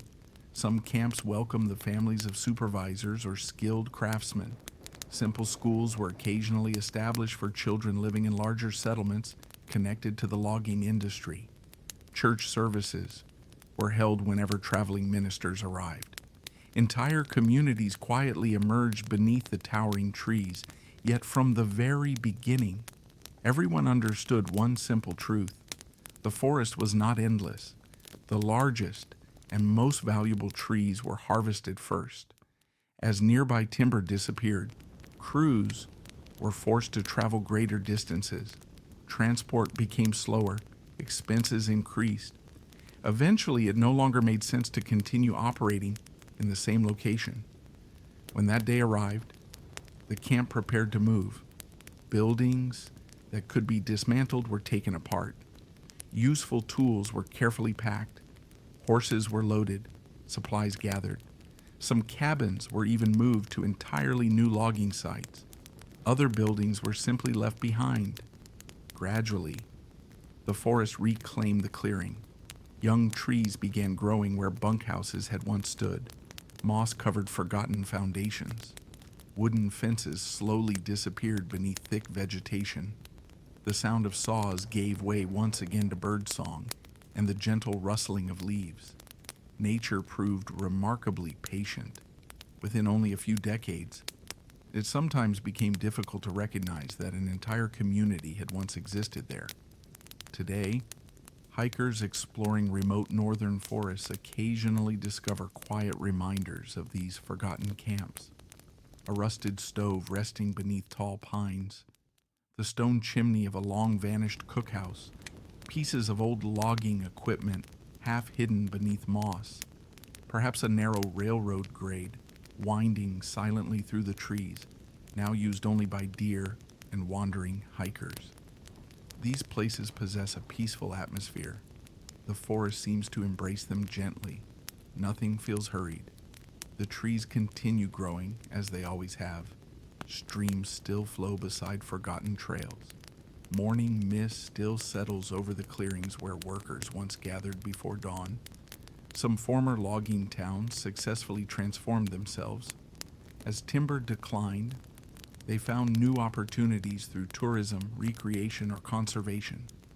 Visitors arrived to enjoy fishing, hiking, and the remarkable beauty of the northern wilderness. But countless smaller camps simply faded away. Their purpose had been fulfilled. The people moved on. The forest remained. Perhaps no landscape demonstrates the quiet resilience of nature more clearly. Human beings worked there for a brief chapter in history. They built homes, shared meals, raised families, laughed together beneath the tall trees.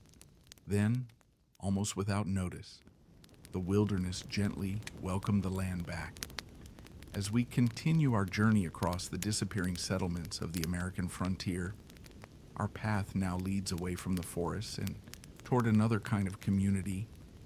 These places were not built for farming or mining or logging. Instead, they stood as lonely outposts of protection, watching over distant trails and isolated settlements. For a few decades, they played an important role in frontier life. Then, as the frontier itself continued moving westward, many of these forts also fell silent. As settlers continued pushing farther west, the frontier remained a place of uncertainty. New farming communities appeared along rivers. Mining towns climbed into rugged mountains. Trading posts welcomed travelers crossing unfamiliar country. Yet many of these isolated settlements shared a common concern: protection. The American frontier was never one single place. It changed constantly over time. As new territories opened to settlement, the boundary between established communities and the vast wilderness slowly shifted westward.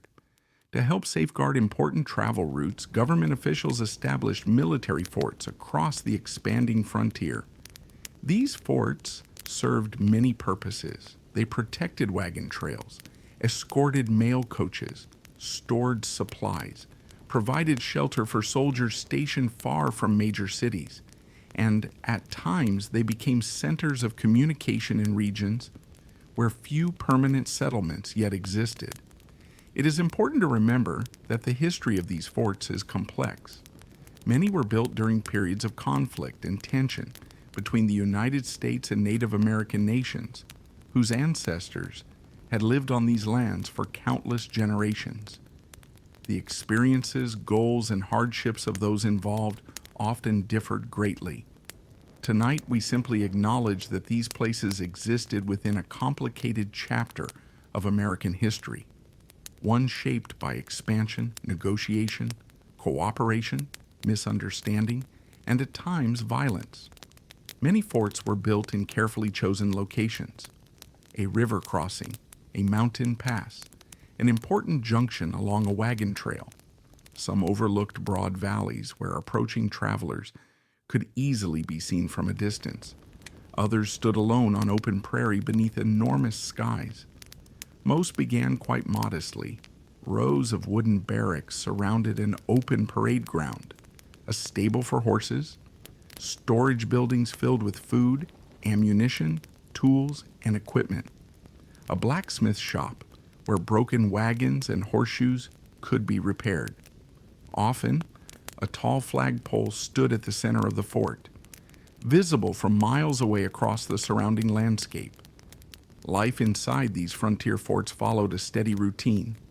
The day usually began early. A bugle echoed through the morning air. Soldiers gathered for inspection. Horses were fed, buildings cleaned. Repairs completed, patrols prepared to leave through the front gate. Some escorted wagon trains traveling dangerous stretches of trail. Others carried official messages between distant forts. Many simply spent long hours maintaining the post itself. Contrary to popular stories, daily life was often quiet. Weeks could pass without major excitement.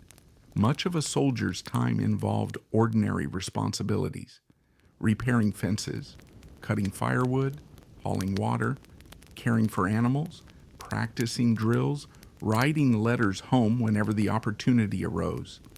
Isolation shaped life at these remote outposts. Some forts stood hundreds of miles from the nearest large town. Supplies sometimes arrived only after long wagon journeys across difficult terrain. Fresh food was especially valuable. Many forts maintained small gardens. Some raised livestock. Every successful harvest helped reduce dependence upon distant supply lines. Gradually, communities began appearing beyond the fort's walls. Merchants recognized opportunity. Travelers needed lodging. Soldiers required additional goods and services. Blacksmiths opened workshops. General stores welcomed customers. Small hotels appeared. Families settled nearby. Children attended schools built beside dusty roads. Churches held regular services. Before long, what had begun as a military post often became the center of a growing civilian settlement. In many ways, the fort offered reassurance. Its presence encouraged newcomers who might otherwise have hesitated to settle in unfamiliar regions. The sound of the bugle each morning, the sight of soldiers riding patrol, the steady rhythm of activity inside the walls. Together, these became familiar parts of frontier life. Yet the frontier itself never remained still. As years passed, more settlers arrived. Roads improved. Railroads reached distant territories. New towns grew larger. The regions that had once seemed remote gradually became better connected with the rest of the country. The military's priorities changed as well. Some forts no longer occupied strategic locations. Others became unnecessary because nearby communities had grown stable and self-sufficient. One by one, orders arrived. A particular fort would be closed. Its soldiers transferred elsewhere, supplies packed, flags lowered. The departure was usually orderly. Buildings were carefully emptied. Useful equipment traveled to newer posts farther west. Some structures were sold to local residents, others were simply abandoned. Without regular maintenance, time quickly left its mark. Wooden roofs leaked after heavy rains. Winter snow weakened empty buildings. Prairie winds rattled loose shutters. Grass slowly spread across the parade grounds where soldiers had once assembled each morning. Nearby settlements often struggled after the fort closed. Merchants lost many of their customers. Hotels welcomed fewer travelers. Blacksmiths found less work. Some communities adapted successfully. They developed new industries, expanded farming, or benefited from arriving railroad lines. Others quietly declined. The fort had been their greatest source of activity. Without it, the settlement gradually lost its purpose. Today, many former frontier forts have disappeared almost entirely. Only stone foundations remain beneath open skies. Earthworks softened by decades of rain and wind. Old wells surrounded by native grasses. Perhaps a weathered cemetery where soldiers, civilians, and family members rest together beneath rows of simple headstones. Other forts have been carefully preserved. Visitors can walk along reconstructed wooden walls, step inside restored barracks, listen to the quiet creak of old floorboards, and imagine the ordinary lives once lived there. Not every story centered upon conflict. Many remembered friendships formed during long years of shared service. Families celebrated holidays together, Despite the distance from home, children played beneath the same wide skies that stretched beyond the parade ground.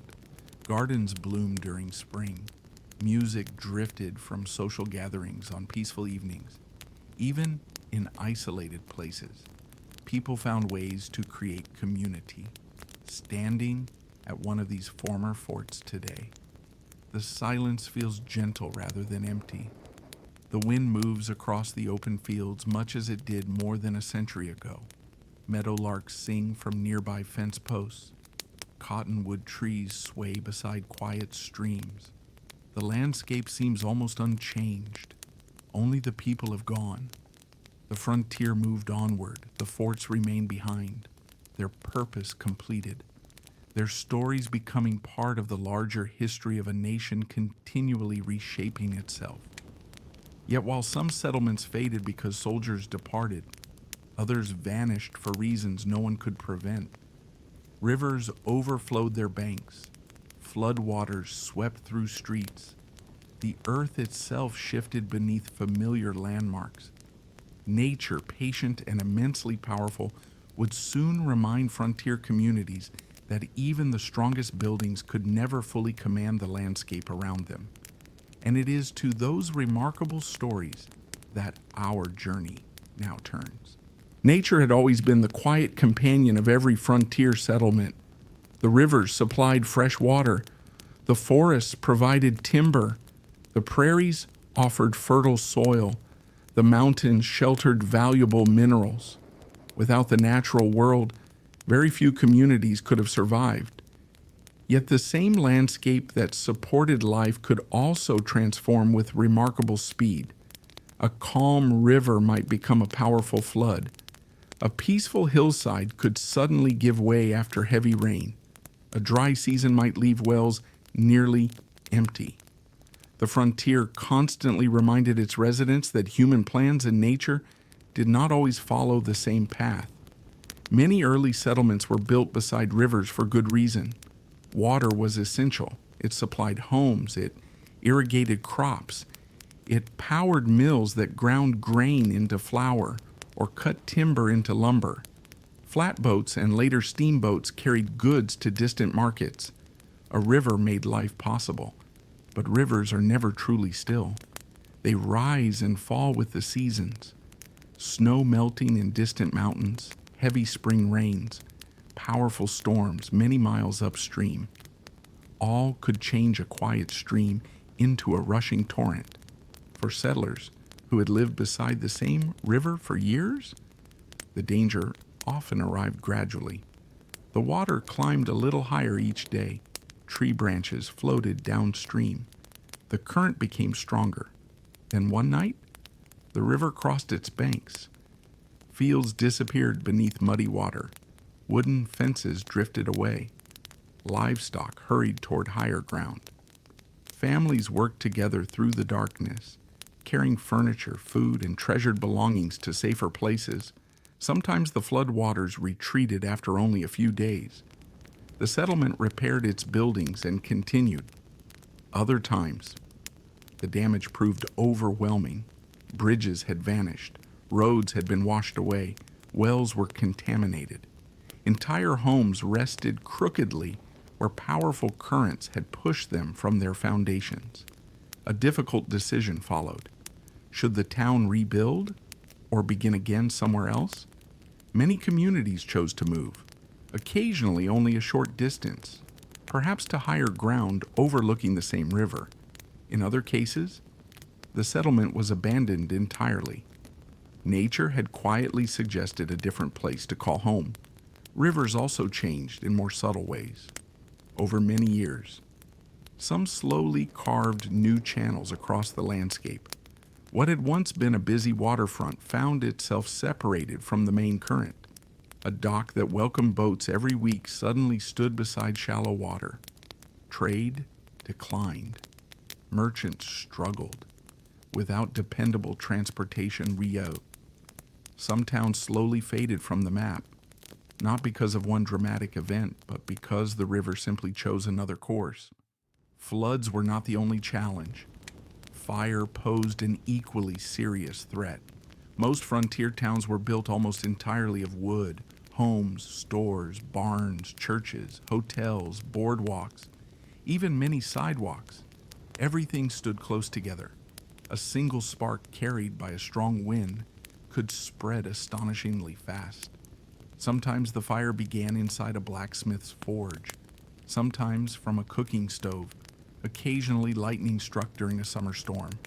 Despite every effort, entire blocks could disappear within hours. Buckets of water were passed from hand to hand. Neighbors climbed onto rooftops trying to stop the flames. Church bells rang urgently across the town. Smoke filled the sky. When morning finally arrived, only blackened chimneys remained standing. Some communities rebuilt stronger than before.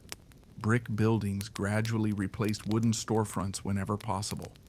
Others lacked the money or the population to begin again. Their streets slowly fell silent. The frontier also experienced powerful storms, unlike anything many settlers had known before. Across the Great Plains, thunderstorms rolled across the open land with tremendous energy. Lightning illuminated the sky from horizon to horizon. Straight-line winds tore roofs from barns. Hail damaged crops that had taken months to grow. Although tornadoes certainly occurred, they were not experienced by every settlement. Far more common were fierce windstorms that tested every cabin, fence, and outbuilding. Then there were the winters. Blizzards sometimes arrived with astonishing speed. Snow erased familiar roads. Visibility disappeared. Travel became impossible. Communities relied upon the supplies they had carefully gathered during the autumn. Those who had prepared well often endured comfortably. Those less fortunate faced much greater hardship. Even after the weather improved, some families decided not to spend another winter in such an isolated place. Nature influenced people in quieter ways as well. A spring that had supplied fresh water for decades slowly weakened. A hillside once covered with healthy grass became rocky after repeated grazing.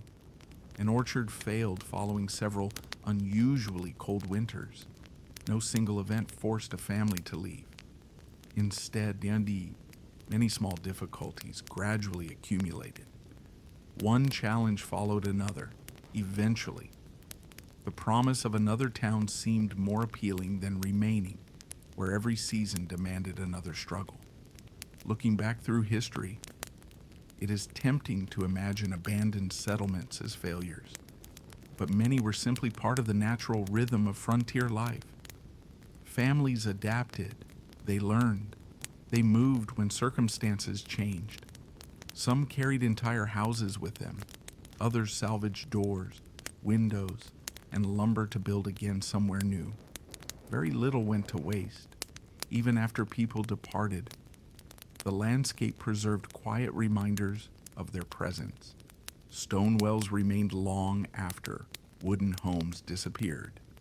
Old orchards continued producing fruit each autumn with no one left to harvest it.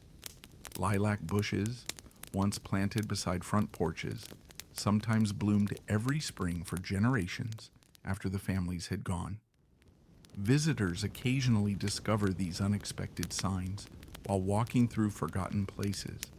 A line of aging cottonwood trees marking an old homestead, a weathered foundation hidden beneath tall grass, pieces of blue and white china resting among the soil, perhaps a rusted hand pump standing alone beneath an open sky. These small details gently remind us that ordinary lives unfolded here. Meals were shared, birthdays celebrated. Children learned to read. Neighbors gathered after long days of work. The buildings may have vanished, but the memories remain quietly woven into the land. As our journey nears its final chapters, we will soon visit some of the most intriguing abandoned settlements on the frontier, places where historians still debate exactly why families left. Communities surrounded by stories, local traditions, and enduring mysteries. Some explanations are well documented, Others belong more to legend than history. Together, we will carefully explore both, separating the evidence from the folklore while remembering the ordinary people whose lives gave these quiet places their lasting stories. As the frontier continued expanding westward, most disappearing settlements could be explained through familiar causes.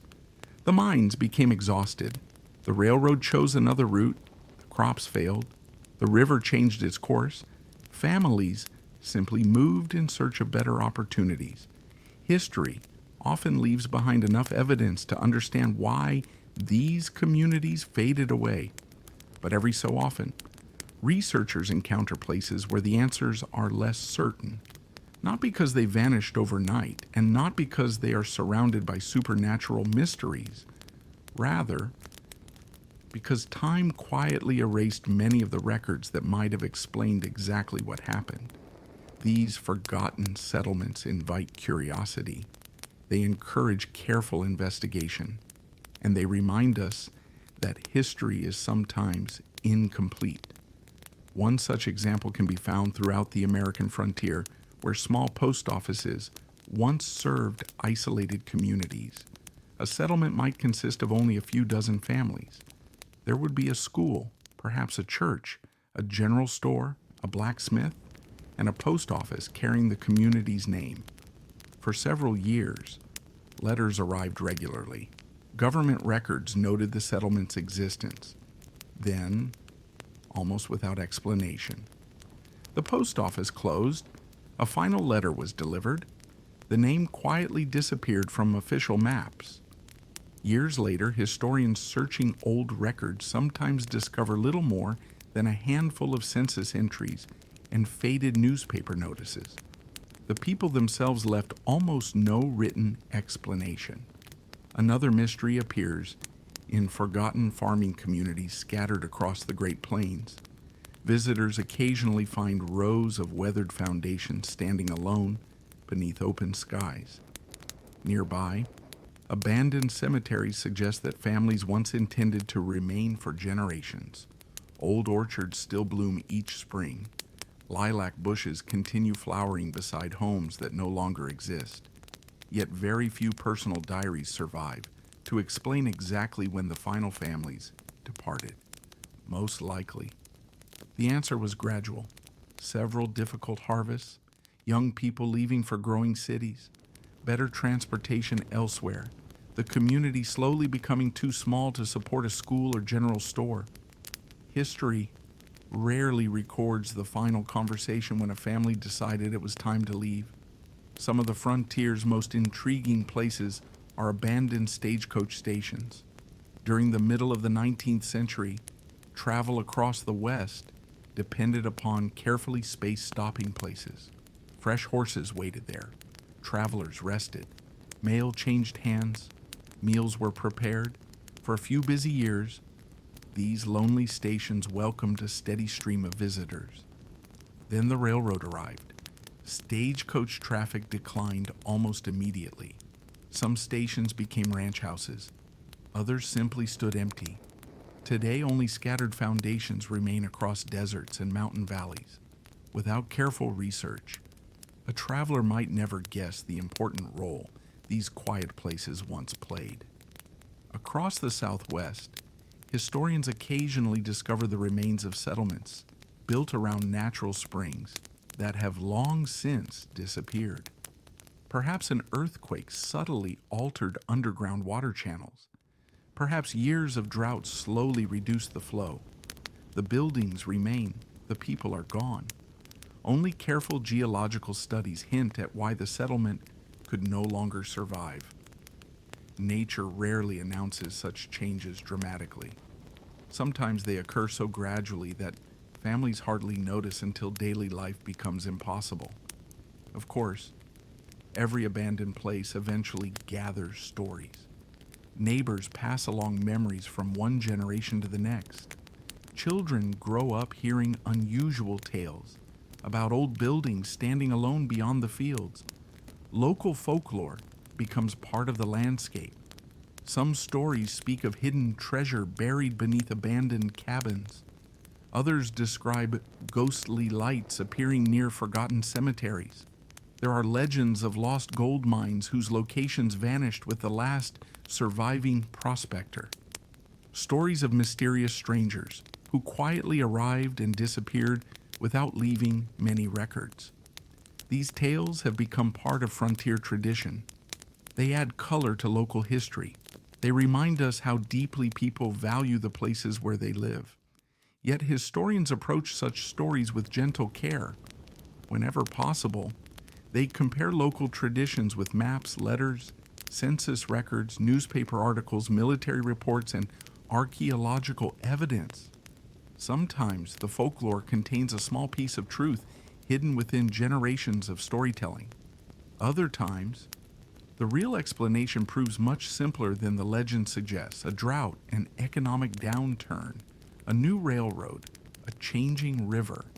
History is often quieter than folklore, but no less fascinating. One particularly moving mystery appears in forgotten one-room schoolhouses. Across the American West, hundreds of these buildings still stand. Some lean gently with age, others have been lovingly restored by local historical societies. Inside, rows of wooden desks face a single chalkboard. Sunlight filters through old windows. Dust settles softly across worn floorboards.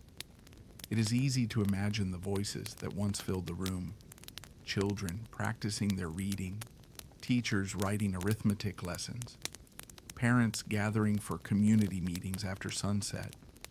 Eventually, the children grew older.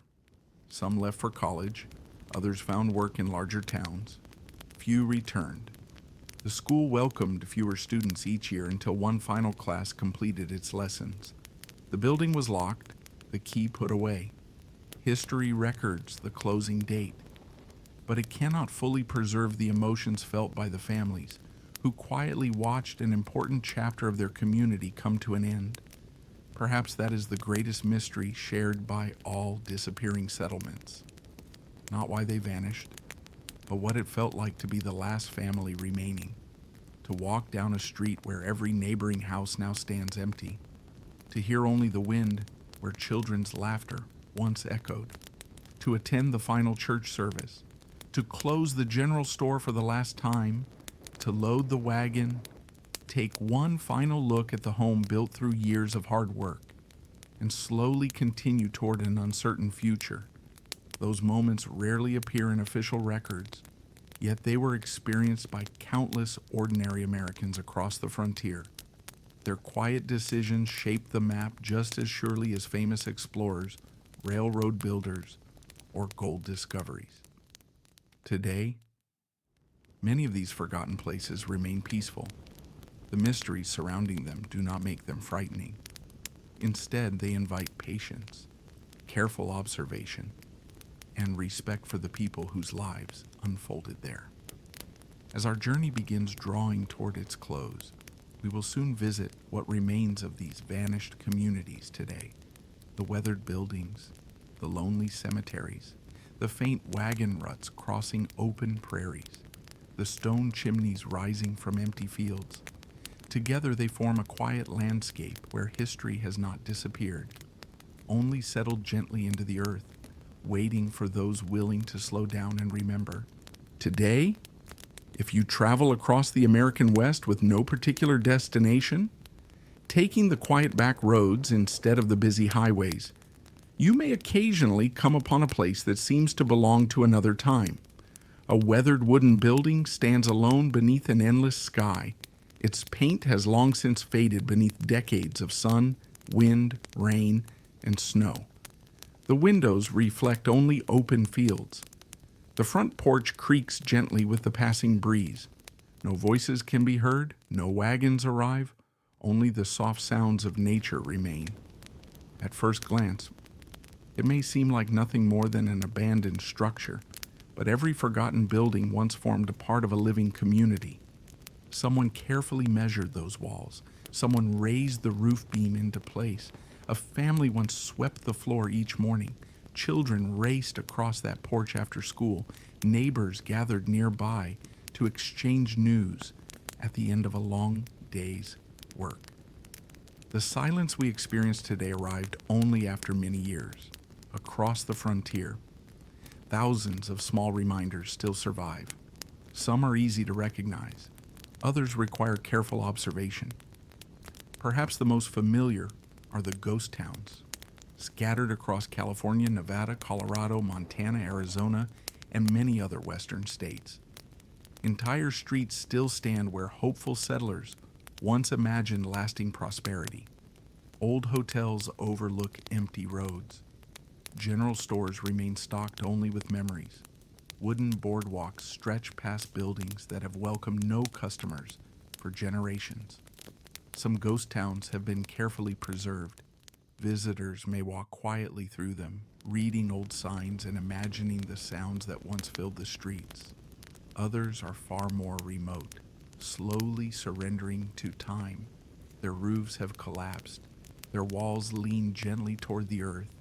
Wild grasses grow through the middle of what was once the busiest road in town. Nature asks for nothing in return. It simply continues its patient work. Perhaps the most moving places are the old cemeteries. Unlike homes or businesses, cemeteries were rarely moved. Even after entire settlements disappeared, the resting places of those who had lived there often remained. Small wooden fences slowly weathered away. Stone markers became softened by rain and winter frost. Wildflowers bloomed between the graves each spring. Visitors who pause respectfully among these quiet places often notice something remarkable. Many family names appear together: parents, children, grandparents, neighbors buried side by side. These cemeteries remind us that frontier communities were not simply collections of buildings. They were collections of lives, of friendships, of families who believed they had found a permanent home. Another quiet reminder appears where orchards once grew. Apple trees are surprisingly resilient, even after farmhouses disappear. The trees often continue producing fruit for decades. Travelers sometimes discover old apple trees standing alone in open fields with no obvious explanation for their presence. Yet they quietly reveal where a family once planted for the future. Nearby, lilac bushes bloom each spring. Rose bushes continue flowering beside foundations almost hidden beneath tall grass. Simple garden plants have become silent historians. Elsewhere, only stone chimneys remain. Wooden cabins have long since vanished. Roofs collapsed many years ago. Walls slowly return to the earth. But the stone fireplace still reaches toward the sky, standing alone. It marks the center of a home where meals were cooked, stories were shared, and families gathered on cold winter evenings. Throughout the Great Plains, sharp-eyed travelers may notice faint lines crossing the prairie. At first they seem little more than gentle depressions in the grass. These are sometimes the remains of old wagon trails. For years, thousands of wagons followed nearly identical paths. Their heavy wheels slowly pressed the earth into shallow ruts. Although wind, rain, and growing grass have softened them, some remain visible even today. Looking at these quiet tracks, it becomes easy to imagine long wagon trains stretching toward the western horizon, children walking beside oxen, families searching for water, campfires glowing beneath countless stars. The journey has ended, yet the trail quietly remains. Modern archaeologists continue uncovering remarkable details about vanished settlements. A few broken dishes, an old horseshoe, handmade nails, glass bottles, buttons from clothing, pieces of children's toys. Individually, these objects appear ordinary. Together, they tell the story of everyday life. History is not built only from famous speeches or important battles.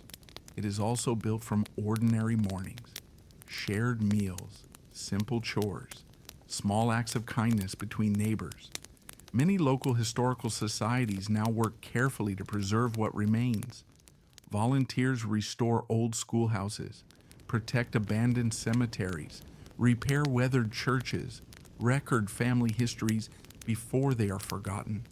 Their work ensures that future generations can continue visiting these peaceful places with understanding and respect. Increasingly, nature and history exist side by side. Birds nest inside abandoned barns. Wildflowers bloom along forgotten streets. Foxes explore empty foundations beneath moonlit skies. Towering cottonwood trees cast long afternoon shadows across former town squares. The landscape has not erased the past. It has gently embraced it. Perhaps that is why these places feel so peaceful today. Nothing demands attention. Nothing rushes the visitor onward. Time seems to move more slowly. Standing among the quiet remains of a forgotten settlement, it becomes easier to imagine the countless ordinary moments that once unfolded there. A blacksmith greeting the first customer of the morning, a teacher opening the schoolhouse door, fresh bread cooling beside an open window, children chasing one another beneath newly planted shade trees, church bells ringing softly across the valley. Those sounds have faded, yet they have not been entirely lost. They survive through careful records, family memories, preserved buildings, and through those willing to pause long enough to listen to the quiet stories carried by the landscape. As evening slowly settles across the frontier, the old buildings cast long shadows beneath the setting sun. The wind moves gently through empty doorways. Prairie grasses sway where busy streets once echoed with footsteps. The American frontier has changed beyond recognition since those hopeful settlements first appeared, but their stories remain, not only in museums or history books, but in the land itself. And as our journey reaches its final chapter, we will leave these silent places just as we found them, peaceful, timeless, and forever reminding us that every forgotten foundation, every weathered fence post, and every lonely cemetery once belonged to people whose hopes, determination, and quiet dreams became part of the enduring story of America. Our journey across the American frontier is nearly complete. For the past little while, we have wandered together through quiet valleys, endless prairies, winding rivers, rugged mountains, silent deserts, and deep northern forests. We have visited settlements filled with hope, communities built by determined people who believed they had found the perfect place to begin again. Some of those places became thriving cities, whose names are still familiar today. Others slowly disappeared beneath the passing years, yet every one of them, whether large or small, shared something in common. They were once home. It is easy to think of history as a story told through dates, famous leaders, and dramatic events. But the disappearing settlements of the American frontier remind us that history is also deeply personal. It is found in ordinary mornings, in families gathering around breakfast before another day of work, in children walking dusty roads toward a one-room schoolhouse, in neighbors helping one another raise a barn before winter arrived, in quiet evenings spent beside a warm fireplace while the wind drifted gently across the prairie outside. Most of the people we have imagined during this journey never expected to become part of history. They were simply living their lives, planting gardens, repairing fences, running small businesses, teaching children, delivering mail, building churches, caring for horses, harvesting crops, digging wells. They dreamed about tomorrow much as people do today. They hoped their children would enjoy easier lives than their own. They planted trees whose shade they might never fully enjoy. They built homes intended to shelter future generations. Sometimes those hopes became reality. Other times, circumstances changed. A railroad found another path. The mines produced less silver. The forest grew quiet after the last great trees had been harvested. The rains failed to arrive. A river altered its course, or a new opportunity appeared somewhere beyond the horizon. And so, the wagons were loaded once more. The doors were closed for the final time. The journey continued, There is something remarkably human about these stories.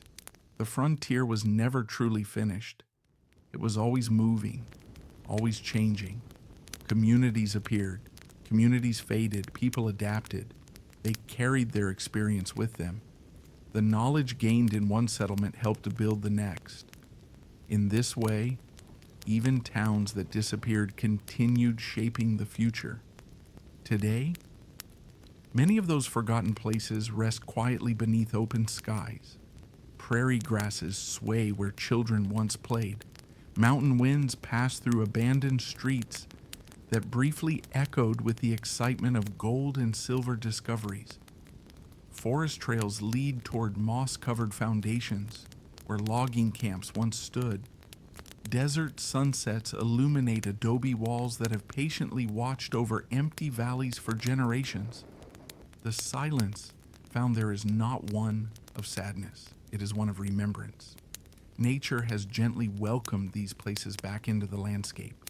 The land continues much as it always has. The rivers still flow. The seasons still change. Wildflowers still bloom each spring. Snow still settles softly across old cemeteries during winter. Morning birds still greet the sunrise. And evening always arrives with the same quiet certainty.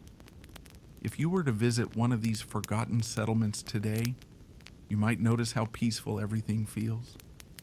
The wind moves softly through tall grass. A meadowlark sings from an old fence post. Sunlight warms weathered stone. Perhaps an old apple tree still produces fruit each autumn, though no family remains to gather it. Nearby, a lone chimney reaches toward the sky.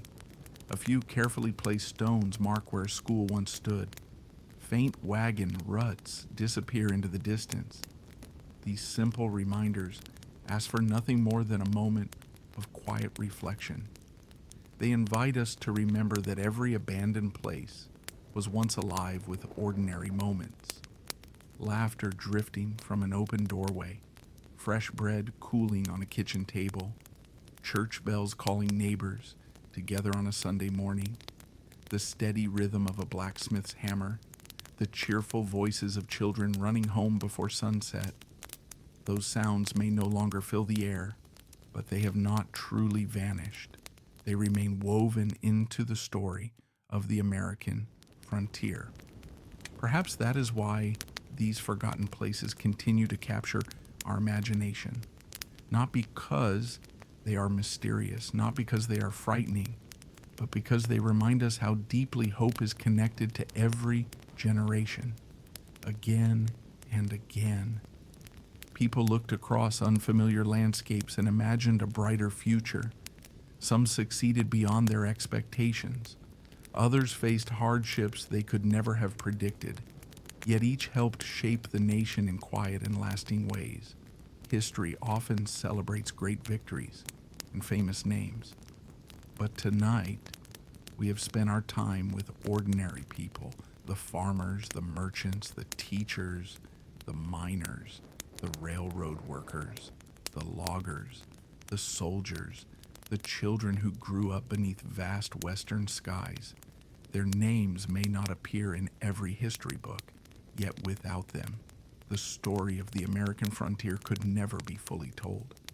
As darkness settles across our imagined landscape, the last light of evening slowly fades beyond distant hills. The prairie grows quiet. The rivers continue their gentle journey. Stars begin appearing one by one above the wide western sky. A cool breeze moves through the cottonwood trees. Somewhere far away, an owl calls softly into the night. The old settlements rest peacefully beneath those same stars. Their streets no longer busy, their homes no longer filled with conversation. Yet they are not forgotten. Every weathered foundation, every lonely cemetery, every abandoned church, every faded trail still carries the memory of people who once believed they had found their place in the world. And perhaps that is the greatest lesson the frontier leaves behind. Nothing built by human hands lasts forever, but kindness, perseverance, hope, and the stories we choose to remember can endure long after the buildings themselves have returned to the earth. Thank you for spending this quiet evening exploring the disappearing settlements of the American frontier with me. I hope these forgotten places have offered not only a glimpse into America's past, but also a peaceful moment of reflection beneath the endless evening sky. Until our next journey together, may your night be calm, may your dreams be gentle, and may the quiet echoes of history always remind us that every forgotten place was once someone's home. Good night.